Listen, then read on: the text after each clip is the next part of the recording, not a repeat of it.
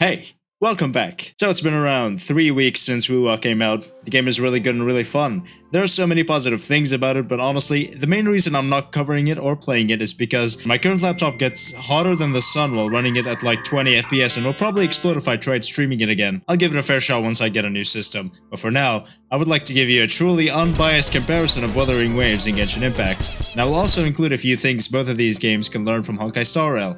Yes, HSR is a turn-based RPG with a closed world, while Genshin and WuWa are open world with an open style of combat, but there are still things that are held to the same standard despite the games being different genres. So, like, subscribe and ring the bell for more content like this in the future, and join the Express Train Discord server for a community filled with content like this, and follow my Twitter. Now let's get onto it. So if you look on my channel page, my most popular video is comparing Genshin's dev team to HSR's dev team. I'm only trying to milk this even more. Also, I did say unbiased, and I probably titled it unbiased, but I hate Genshin so much it's not even funny. This video will probably be 90% shitting on Genshin, I'm not gonna lie.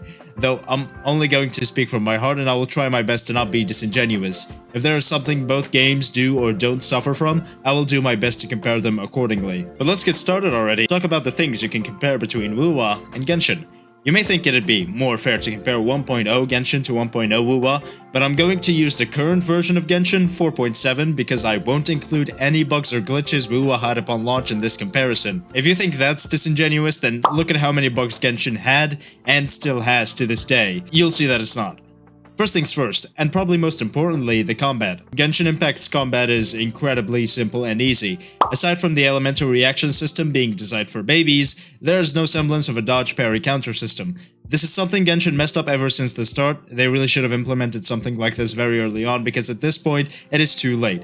Nobody who quit is going to come back if they had a parry or counter. And no, 1 or 2 characters having a counter in their kit really doesn't count. The enemy's AI also barely attacks you, like half of the time they just stand there and they stare at you. Invincibility and resistance periods are also very common. Either the enemy is just out of reach or they have 99% resistance to everything for some ungodly reason. I swear, most of the player base who can't full clear the abyss is because these enemies have these stupid invincibility windows and it drives me nuts. You're supposed to attack the enemy while it attacks you. Now, recently, no, like a week or 2 ago, because I've been busy, the Big Baldmans made a tweet saying Genshin is for children. And while there are many development choices that absolutely support that theory, the player base is still largely adults. If I can find the source for that, I'll link it. When the developers want to look at the demographic they're targeting, whether intentionally or not, they should make development choices accordingly.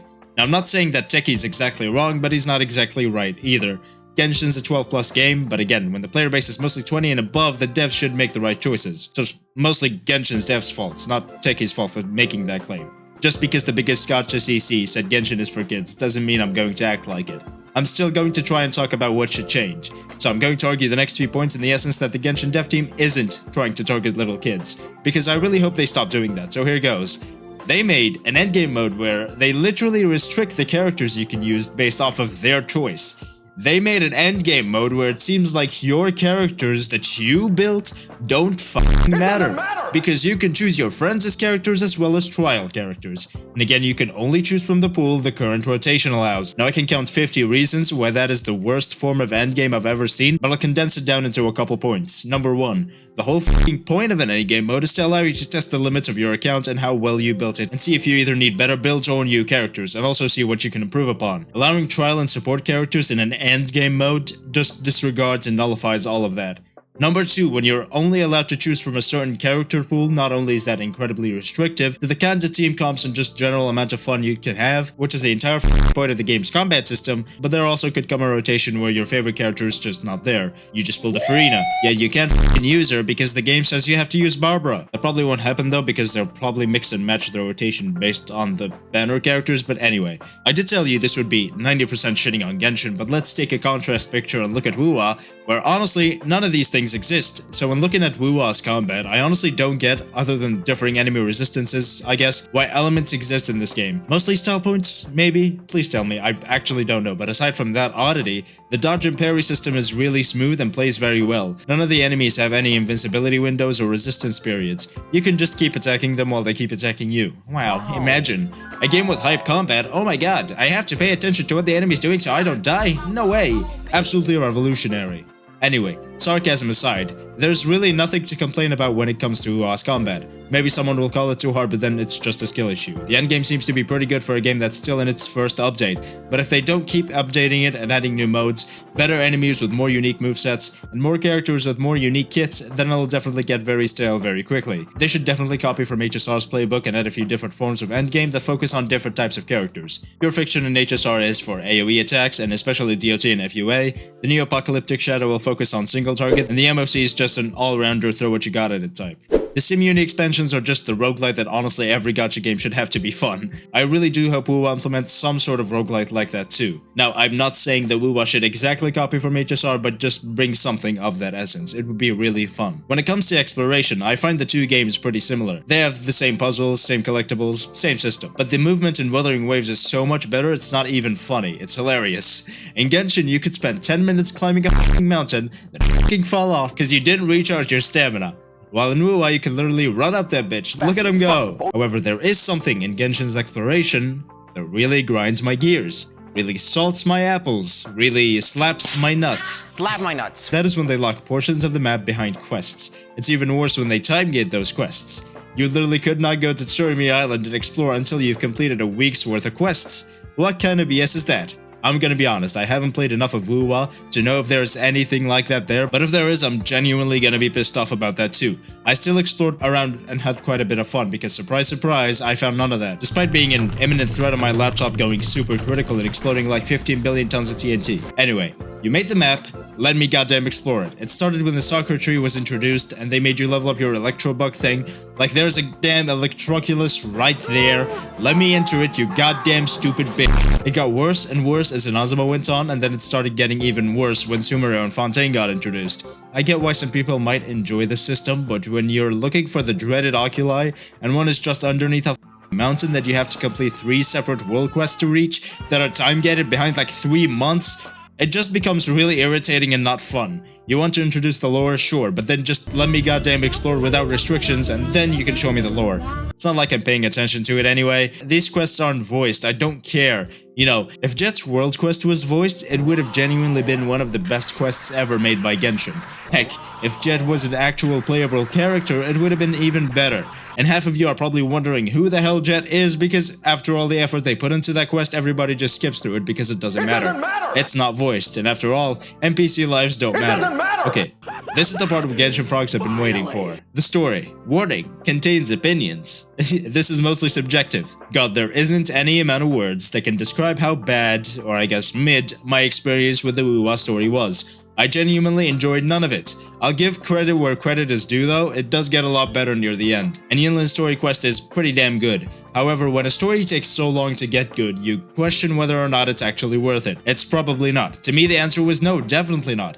And having terrible FPS made it worse, but that's just a me problem. I would give it around a 3 or 4 out of 10. I just didn't feel immersed in it whatsoever, I didn't feel connected to the characters or world at all, and I just didn't want to play it. I just wanted to fight, and there weren't enough fights. And even then, when it comes to any game, I want to know who I'm fighting and why I'm fighting them, but WuWa I either didn't know or didn't care. Except Scar, I fucking hate him, he presumably heard a cat. Walking around Jinzhou felt very boring and was filled with way too many words. The fight where we entered the simulation and got stuck in it was cool, but the Genshin introduction was really underwhelming, despite her being like one of my favorite characters. The special treatment Rover gets by the Magistrate and by the other characters as well feels a lot like we just have everything paid for us without any real challenge.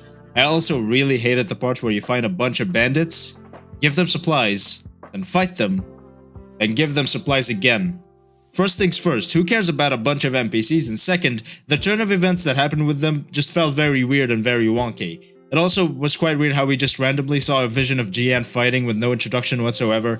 It was really cool, don't get me wrong, but it felt out of place. Maybe I felt that way because I was skipping the couple of thousand or so really badly voiced voice lines, but bear with me. The Scar introduction was really good though. It felt like a significant fight. No wasted words, no wasted time, but quite a lot of speaking nevertheless. The Wuthering Waves world lore is cool, and the idea of it is very interesting, but the delivery method of the entire story was just not up to par in my opinion. I'll give it a fair shot when I get a better system. Maybe it's just a bad FPS really affecting my experience. As for Genshin, I would honestly say about the same. I could run you through every single Archon quest and tell you at least a few things wrong with it. I will again admit that the Genshin world building and actual deep lore is really cool, and the stuff that happened in the Genshin universe is pretty rad and pretty dark. but the delivery method is garbage. It's even worse than WuWa. In a scenario where they are the same length, I would rather go through the WuWa story 10 times than the Genshin story. It's all because of this floating little bitch called Paimon. She is the worst thing on God's green earth. Other than being a child character, and we all know how I feel about those, she's got the most annoying voice and way too many lines to go with it. The VA does a wonderful job though, no hate towards her, it's just the character itself that has to sound so goddamn annoying. It's not much better in JP either. There are these lines that contain repeating information, and I like to call them Paimonic lines. They do exist in both games, Genshin and WuWa. There are a few times where I noticed them repeating information, maybe as a conclusion or TLDR in the story, but I found that completely unnecessary. It just takes you out instantly once you notice that it is repeating information. And obviously that exists everywhere in Genshin. It's almost every other line. It usually goes a little something like this.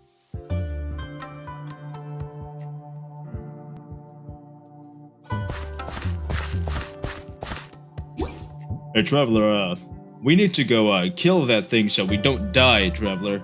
Right, that thing is by that location, so you need to go kill it so we don't die. Remember to get the thing after you kill the thing so that we don't die, Traveler. The village needs your help, Traveler. Please help us so that the villagers don't die, Traveler. Hey, Traveler! Oh, did you hear that? We need to go get the thing and kill the thing so that the villagers don't die, Traveler. Did you get that?